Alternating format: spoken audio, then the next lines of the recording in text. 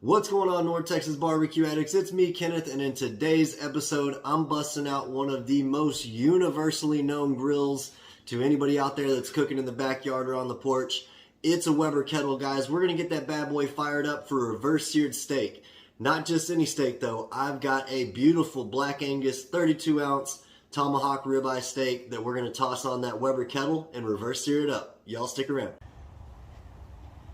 Alright, y'all, we've got our Black Angus Tomahawk ribeye from Six Brothers Beef here in the package. Let's go ahead and open it up and get it out. This is a 32-ounce Tomahawk. If you've never cooked a Tomahawk, it's a fun one.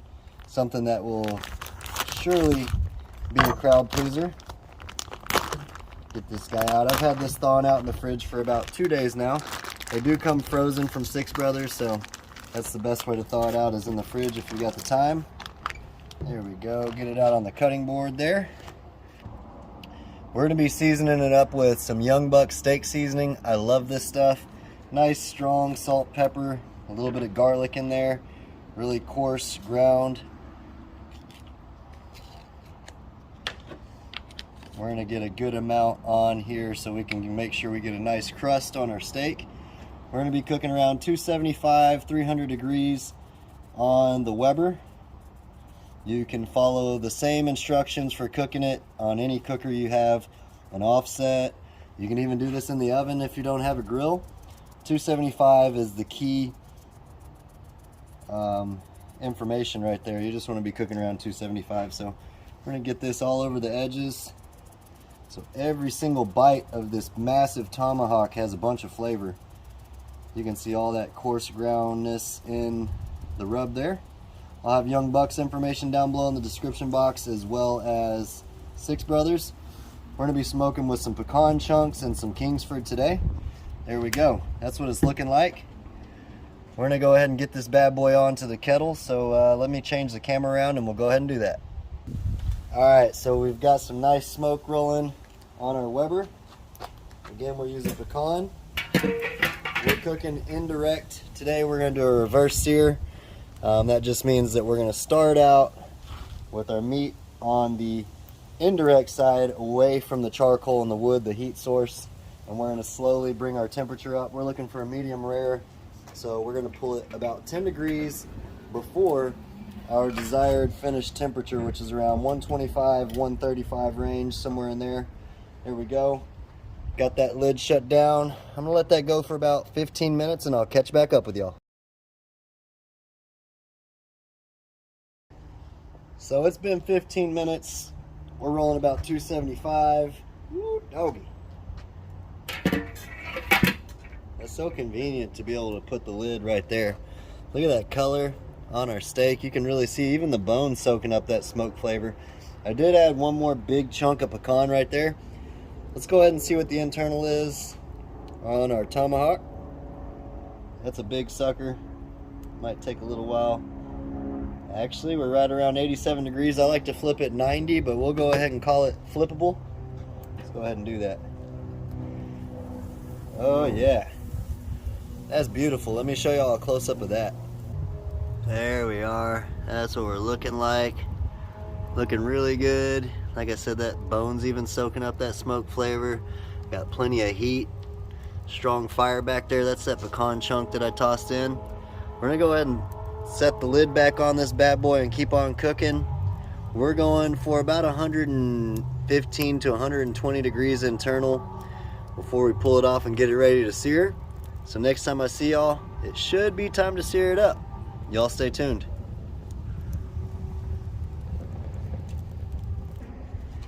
Okay, so while we're finishing that steak up, I went ahead and put a half a stick of butter, and I put some minced garlic up there, fresh minced garlic, and some green onions. We're just gonna set this in our Weber right here, just to get it nice and melted down while that steak finishes up. Just wanted to show y'all what we had going on, so next time I see y'all, it'll be time to sear that bad boy up, and then we're gonna baste that steak with that nice flavorful butter right before it rests. So I'll show y'all when it's time to sear it up. Alright guys, it's been about 10 more minutes. We just checked the temperature with the Inkbird. We're right around 115, 116 degrees internal. So I showed y'all that butter, and I did baste the steak a little bit while we were off camera, just to infuse that flavor. Remember, we put some garlic in there. We put some chopped up green onion. I'm gonna go ahead and stir that around. Dab that on. That's looking beautiful. Again, you can do all kinds of things with this kind of butter if you want to baste it or if you want to make a compound butter. Either way, I just want to make sure we get all this flavor on all this steak. It's going to infuse a lot of awesome flavors in this massive tomahawk. Just another way to make it taste good, guys. So let's go ahead, get this guy out of the way. Be careful, either use some gloves or some tongs. That is hot. So we're gonna go ahead and get ready to sear this guy up. We're gonna start with the side that I've been basting. That's what we're looking to hear. Let me move that lid so y'all can see that a little better. There we go. So while that's searing on that side, I'm gonna go ahead and baste the other side with our butter. Go ahead and sear the other side with our butter just like that. We're going to save a little bit just for while we rest it. Gotta love some minced garlic, some green onion, some butter. Like they say, butter makes everything better. You can smell that garlic right over that fire. Let me bring you on for a close-up and show you all this steak. Look at those bits of minced garlic and green onion, that fire right up underneath it. That's what we're talking about when we're looking for a reverse seared steak. Bring the internal temperature to perfect, about 10 degrees under your desired finish temperature. If you like medium rare, medium well, whatever it is, pull it from the offset side about 10 degrees before it's to that temperature you're looking for, and then we direct sear it right over the charcoal and the wood for that extra kiss of flavor.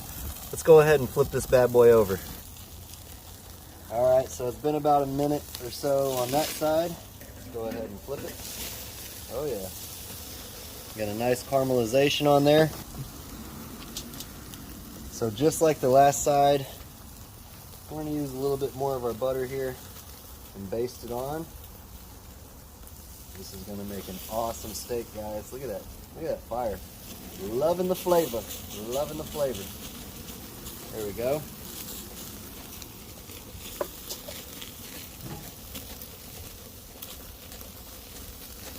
Go ahead and flip it again. Woo-wee! Building that nice char on it. That is sizzling, looking beautiful. Pull it off to the side here and see what our internal temperature is. Man, if y'all could smell that steak. See where we're at. We're at about 121 there. Let's try one more spot. 124. So what I'm going to do is I got a nice color on this steak already.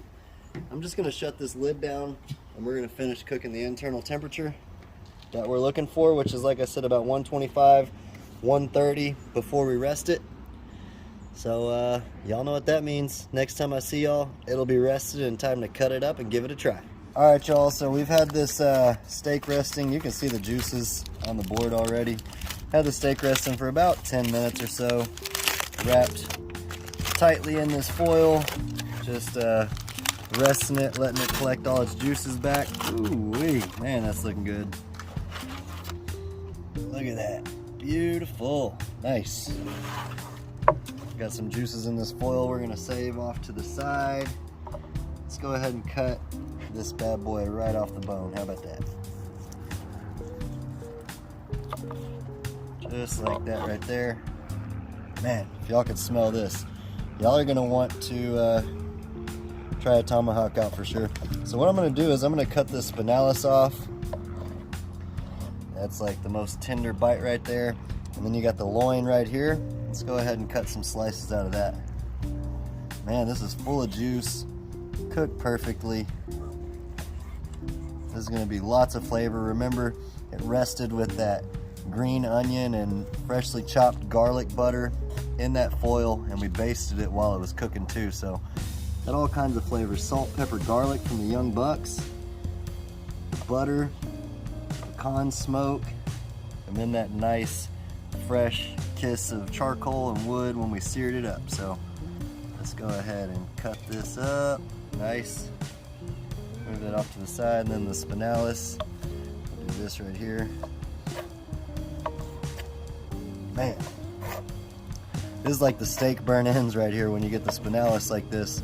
If you are looking for a deal at a steak place or at a grocery store and something's on sale for a ribeye, always look for that spinalis, because that's the best steak you can find. Most of the time the butchers take that bad boy. Look at how juicy that is. Full of juice. Let's get this camera turned around and give it a try. Just like that, y'all, that's how you cook a tomahawk steak. Look at that. Completely tender, pulls right apart. Again, reverse sear is the way to go. Mess around with butter, baste that steak up with whatever flavors you like. Jalapeno, serrano, onion, garlic. We did the green onion and garlic today with some butter. That's enough talk, y'all. Appreciate y'all stopping by and watching me reverse sear this tomahawk steak. So tender, so much flavor. Reverse sear is the way to go, hands down on any steak, but especially when you have a big steak like that tomahawk. So appreciate y'all stopping by. Make sure y'all check out Six Brothers Beef. We've got that NTBA 10 code that'll get you 10% off your total purchase. I'll have all the information down below in the description box, guys, for the seasoning, the butter, the temperature that we cooked at. But until next time, peace. Y'all keep on barbecuing. I'm gonna go eat some steak.